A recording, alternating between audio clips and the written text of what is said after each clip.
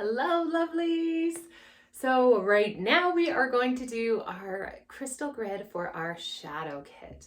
So we'll go through the things that you need in this kit. Now, if you haven't had a chance to do a crystal grid yet, and this is your very first one with us, crystal grids are powerful because what they can do is they can create a focused center so that the crystals and the intention and the sacred geometry continues to work while we are off living life, doing tangible work, diving in deeply, sleeping.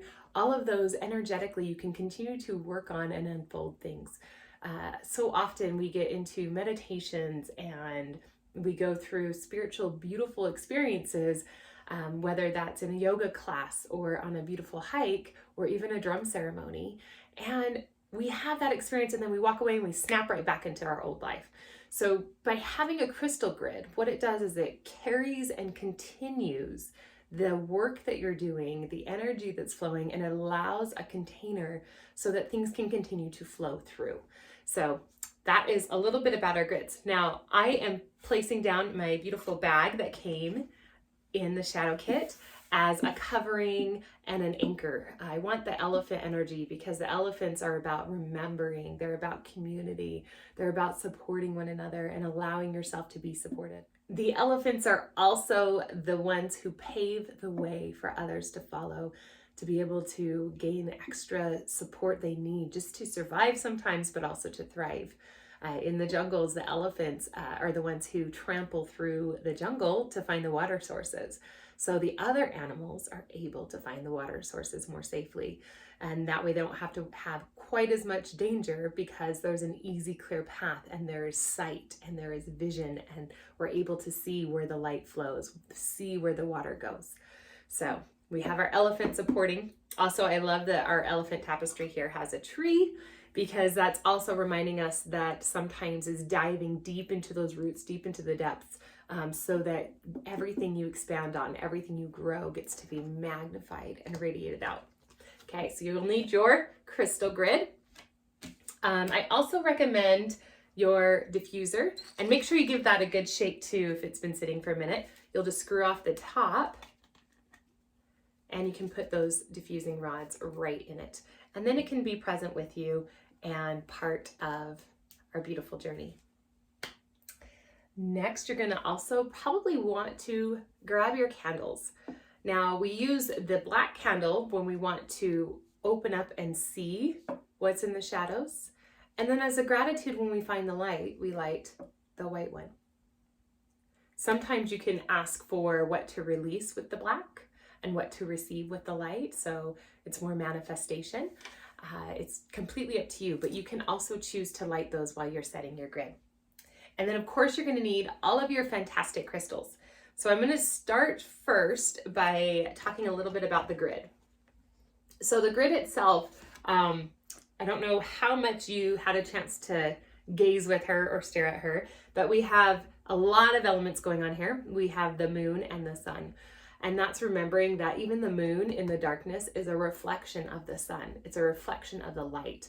And you notice they're surrounded in the dark.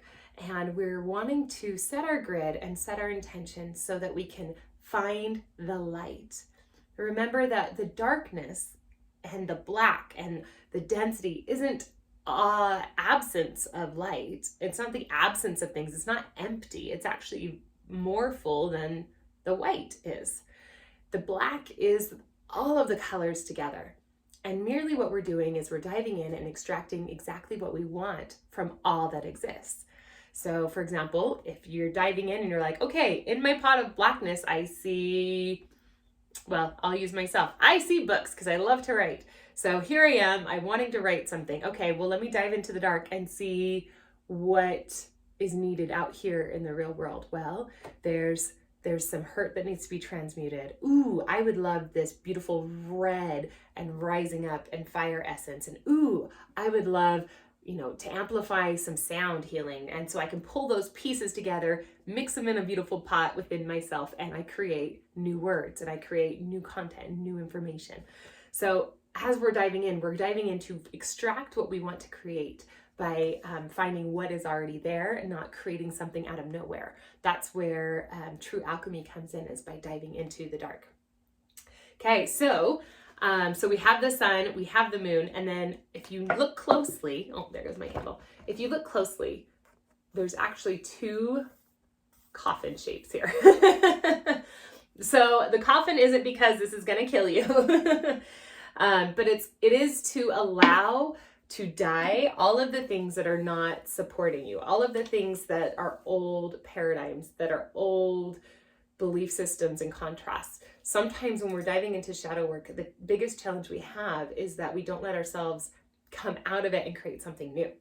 We insist that we have to stay in the dark, that things have to be hard, that this has to be the context of my life.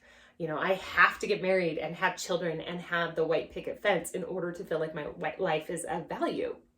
Well, no, I don't. That's just a program that I've been taught would make me happy if I don't know what I want. So if I know what I want, then the actual work to be done is to unravel what I've been told to want, so that I can invite and focus on what I do want. So lighting the black candle and doing all of the dark work on letting go and releasing what is not true for me any longer, to call in what is currently true for me. What is currently true for me? Ooh, I actually love being in a world where I can travel a lot. I actually love feeling very free and having people in my life because they want to be in that moment, not because they promised me 20 years ago. I actually want to deepen my gifts and see how more I can help the entire world versus just the humans that I reproduce and raise. Don't get me wrong, I do love my children very, very, very much. And I love the grown-up humans they're becoming. But it is a different energy and it's a different way I experience my life. Now, I remember times where I was in the moment where that was all I wanted in life. And that's also 100% beautiful. A lot of times what we don't realize is that we're evolving and changing. We have one experience complete. It's time to move into a new experience. So for me, in my phase, my experience of being a mom of little ones who need me for constant care is diminishing. So it's time to dive into the shadows, release that as having to be my everyday life, and call in something new that I'm aligning with, that I'm manifesting with. Otherwise, my children leave the nest and I'm left with depression, with busy work. I go get a job that I hate just so I don't have to be alone. That's a lot of times what we experience as parents, just trying to dive into that. Or perhaps, I could dwell on the dream I had of having more children and miscarrying and having all these things happen. So that never came into fruition. Letting go of that structure, because that structure will actually keep me in a box, keep me limited, and keep me very, very suppressed and depressed. That's why we do the shadow work, is to see what's in there, what needs to die, what needs to go. Even if my dream was to have more children, if I look at everything I do, I could do a youth program.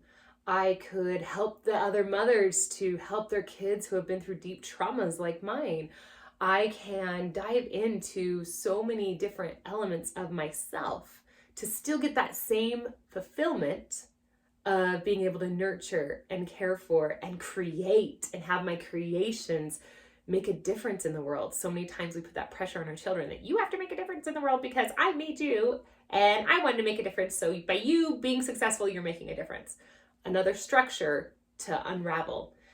Because really what's our goal is to make everybody feel loved so that they can expand on whatever is true for them.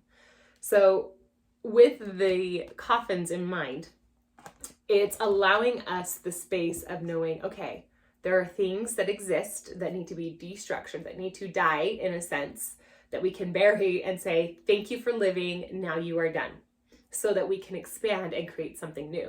Now you notice there's two of them representing duality, and we also have one in the moonlight and one in the sunlight. So it doesn't mean that by saying goodbye to something, everything has to be dark and dreary and sad. It means that a lot of times it's shedding new light. If we even think of death, a lot of times with shadow work, grief is going to come up, death is going to come up, because it's part of our human experience, right? If we think of death, one concept that I've been really loving connecting with lately has been, upon the time that we're born, before we are born, we are pure God essence. We are pure light. We are pure soul. And we go through our human life trying to find a way to get back to that soul, right? So that when we die, we can go somewhere better. We can go somewhere more enlightening, but we miss the boat, because really when we are born is actually when we are allowing all that we were to die away. Because once our spirit comes in and has this human experience, we're never going to be the same. We're never going to be the same being that we were before we came and had this body. So in a sense, we had a death the minute we were born. We let everything go away and we started blank, minus the programs that our DNA gave us and our environmental caused us, right? But that's also how we created the experience. So we could have things to play with. So we could have that sensation of overcoming victory over traumas and learning how to human and how to better experience life, how to savor things, how to feel things, how to experience all of the emotions. So as we go through that, then we come to the point where we have another death. See, there's two, birth and death, get it? They're both deaths, where this physical form dies away. And then we evolve into the next phase, the next existence. Even if we go, everybody has a different belief system, but no matter what your belief system, most of us believe that we go into a state of being that holds memories and information from this experience, plus the recollection of what was before this experience. So now we are, by allowing that death, we allow a new beginning to be formed. We allow ourselves to become a new being, because we have now connected our pre-life or pre-mortal existence with our mortal existence. And now we move into a new phase of this immortal essence that has both experience, wisdom, love, understanding, and all the magical shit that happened before we were even physically born.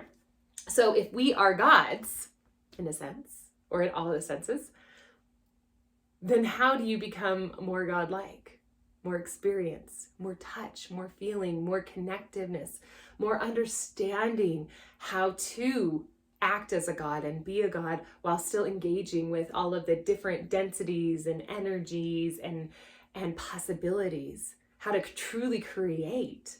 So this shadow kit is about seeing what you've created that maybe you don't love so that you can create something more, so that we can expand. And I don't know about you, but when I leave this experience and go into my next phase, I want to get as much experience as possible. I want to move through as much as possible. Does this mean that I'm probably calling in a lot of shadow work and a lot of deep depths of despair and darkness of the soul at times while I'm trying to figure it out? Yup. It means I'm going to be triggered over and over and over again. And it doesn't matter what the trigger is. It doesn't matter what I try to do. Hurt will come. Triggers will come. When we say, when does the healing work end? It ends when we end. Because you can heal something and then you get to experience something new. And usually when you experience something new, it can be kind of wonky and it can cause some sort of hurt. Now the idea is to move through it and to understand it sooner rather than later. The more we do it, the less time and energy and effort it takes, the less it keeps us dark for a long period of time. Because when we're in the early stages of learning how to heal and move through things and understand things, it's really easy to get stuck in the place of, this is just the way life is, and no matter what I do, I can't change it. That's where our traumas drive us. That's where our broken hearts keep us from loving aligned people and go for the painful people, because we understand pain more than we understand love. But eventually we evolve past that. That's part of why we do these kits, to help that evolution, because the more you move past it, the more I get to move past it, because I get to experience you, because we're all still connected. So there's a lot of juicy nuggets in there. Okay. So allowing yourself to ask yourself, what is it that gets to die so that I can create something fantastic and new? So then we have our symbols inside of the circles. So as you're placing crystals on your grid, be mindful of what you're putting on the moon side or the shadow. It still has a lot of light. And what you're putting on the sun side, which is amplifying, and you can see it's shooting in all the directions. It's very expansive. So where are you going in deep? If we were thinking of a spiral, where are you spiraling inward and where are you spiraling outward? Just be very mindful of which side you're putting it on. Now with the grids, I always say this, you can place whatever crystals you want on it. You can place them where, you can add crystals. This is your crystal grid. It's as unique as you are. So you can pick. Okay, so let's talk about our shadow side. So next we have the rose. So the rose is the symbol of ancestry. It's also the symbol of blooming. It's also the symbol of understanding pain and beauty. If we think of the rose itself has many, many thorns, right? And the thorns aren't there to hurt anybody. The thorns are there to protect the rose so it can grow. And as it builds its thorns, it's only doing it as a protection. But have you ever seen a rose where the thorns were bigger than the bloom? No. Because it's just a little protection, a little boundary. So if you're struggling with boundaries, keep that in mind as you place your rose. Another thing on the rose is if you think of a rose, when it grows, it's a very, very, very tight bud. And then with time, with light, with sunshine, with nutrients, it softens and it opens and it blooms. Now some roses bloom really fast and then the petals go really fast. Most of us don't pedal. Most of us don't let our petals unfold very fast. Most of us stay very tight and we let one, maybe two fall open and we test the waters. And then if it feels good, we'll open more. The really neat thing of a rose, when we're looking at doing deep work, is sometimes we'll look at our rose and we think, oh no, my petals are all brown and jagged because that stupid bug came in, ate one of my petals, or the sun was really hot and scorched me, or when I was engulfing myself in water, there was a droplet that was left on one of the petals and the sun actually burned a hole in me. Oh, I'm burned and damaged and torn. Have you ever had a rose or a bouquet that you're like, it started opening and some of the out ones started getting withered, and you look in the inside and there's still some that are budded. There's still soft, beautiful, velvety petals. So the key is just go, pink, pick that one off. It doesn't serve me anymore. You're half eaten. You can go now. Pink, thank you for serving your purpose. You've been burned. Tink, thank you for serving your purpose. You protected all the rest of us. And so as we unfold this, pay attention to what your rose looks like. Do you feel like you've had a lot of unfolding and some of those petals are very weathered? But it doesn't mean that the ones inside aren't good and wonderful and beautiful. Maybe you like keeping all the weathered ones. That's great too. The bugs can munch on them and the inside ones are protected. So if you take a rose and you just pick those pieces off, you can have a fresh, beautiful, vibrant rose. Also, the next rose blooming blooms after all the petals have fallen. And then the rose hip that's left is actually a beautiful, beautiful element that you can actually drink in a tea. It has healing properties. It has depth. It has soul. So there's so many elements to the rose we love. Also, it's a representation of the yoni, the beautiful pussy portal that we all come from, and that either if you're a woman, you get to love that you have one, and if you are someone who loves women, you get to enjoy that you have one. And if you're somebody who does not love women in that way, well, you still came from one. You can still honor the beauty and the pussy portals that surround you and add life and love to you. So that's also a symbol of being supported, to being held with that mothering, nurturing energy and healing the ancestor lines. Next, let's talk about our bee. So in your kit, you have your carpenter bee pyramid. Ta-da! The carpenter bee, which we talked about in the other video, is powerful because the carpenter bee is one that dives into the darkness. They burrow holes in wood and wait. And they wait for their queen to arrive. They do the work into the shadows. Why? Because then they can make it easier. And how does the carpenter bee find its way out? It looks for the light, and it will only follow the light once it's gone into the dark. Now, if you look closely at your totem, in the very top here, there are some little black crystals. What those are is black tourmaline, which helps to absorb negative emotions and energies, and carborundum, which if you got a comfort kit, we had these beautiful clusters in the comfort kit. What it helps with is aligning and adding light to dark situations. So it's perfect to be at the center peak of your pyramid because we're adding the light, we're finding that source. And it also helps to purify. So aligning in purification and seeing in those dark places. Now, it worked out really well because with the clusters, we had these little tiny fragments left over. And so that was a nice, wonderful bonus. So I'll get that again just so you can kind of see if it'll focus. So much beauty and so much light in such a dark crystal. So these bees actually came to be because I had a really abundant year of carpenter bees at my home.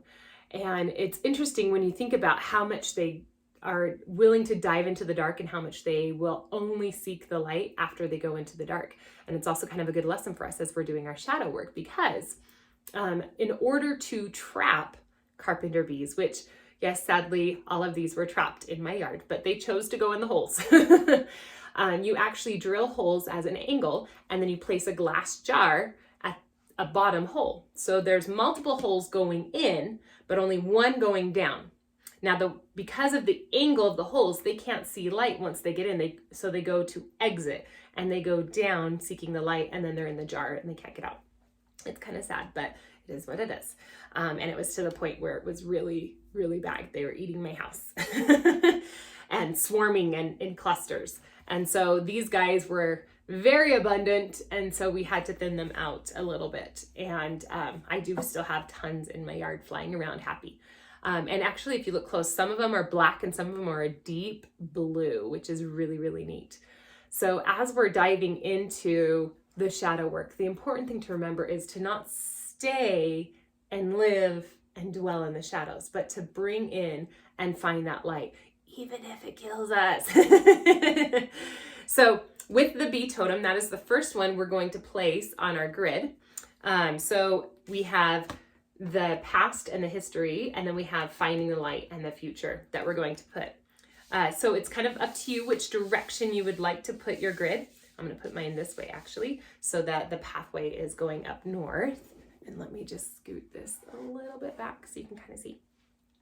So anytime we have a pyramid, the pyramid is calling in an amplification of what we want to create. So I'm actually going to choose for my grid to put my pyramid just in the center. And you can either do in the center, or you can do the center right or the center left. I'm going to do mine in the center on the right, the masculine action forward side, because I'm looking to seek more light and more information coming in from the shadow work that I'm doing. So just off to the center. So our next crystal we're going to place is the biotite, which is this huge, beautiful spire. So you can see all the shadows, but you can also see all the little reflections of light. What this crystal helps with is to have understanding, clarity, and to even out anything that is irrelevant or irrational. It's really good at creating this barometer for knowing what is and acknowledging things exactly as they are. Let me see if I can get you a nice view. So biotite helps us to stay objective in what we find in the shadows. And you can choose, again, wherever you want to place these. I'm putting mine, if you look, there's a line right here in the center. I'm actually putting it in the middle. So I have future, I have present, and that's right in the center. So it actually is going to gather up all this energy and move it up. So I really want, for my grid that I have here, I really want to help structure and disorganize everything that is causing chaos so that I can build from that. That's why this is such a strong pillar. It's very angled. It's got all of the directions focused on it. If you look at it, there's 1, 2, 3, 4, 5, 6, right? So we have 6 directions. We have balance. We have strength. We have all areas and angles of our life going into one center point. And that point is our clarity and our information. So it's going to go right in the center. The next crystal we have is the smoky quartz keychain. So again, you can carry this with you and put it on your keys and have it dancing around with you. I do like to set my grid first and experience that. And then if I choose to add it to my keychain, I can. Or if you're going to set your grid just for a day or two, then you can be like, okay, guess what? I'm going to put it out for a day or two, and then I'll put it back on my keychain. So for me, I'm going to place that crystal. And if you use the ring, you can kind of get it to lay a little bit easier. If I were to continue this line of future, present, the smoky quartz is going to go in my past. And I'm actually going to put the point, so it's pointing that way.